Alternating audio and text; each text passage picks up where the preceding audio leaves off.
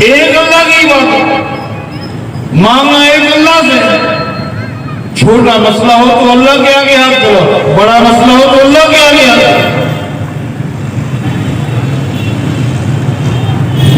یہ عجیب بات ہے کہ اللہ تعالیٰ کے اختیارات میں کوئی بھی شریک نہیں، نہ کوئی فرشتہ شریک ہے، نہ کوئی نبی شریک ہے، نہ کوئی ولی شریک ہے، سارے اختیارات اسی کے پاس ہیں، وہ اکیلا وحدہ لا شریک ہے۔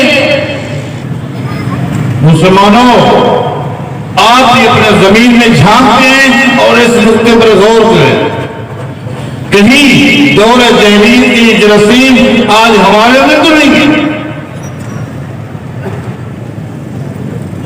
کہیں شیطان نے ہمارے اوپر بھی تو اس طرح حملہ نہیں کیا کہ ہم بھی سمجھتے ہیں کہ اللہ کے ولی ہیں، آخر ان کی بھی کوئی حیثیت ہے۔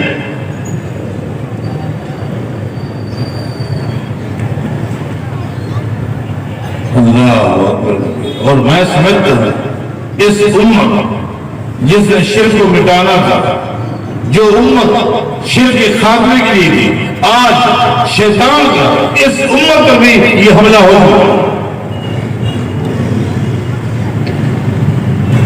حالانکہ اللہ کے قرآن کو پڑھیے، اللہ فرماتا ہے لیس لک من الامر شیء، اے میرے پیغمبر صلی اللہ علیہ وسلم، جو رب کے اختیارات ہیں ان میں سے کسی ایک اختیار میں بھی ذرے کے برابر آپ کا کوئی حق نہیں۔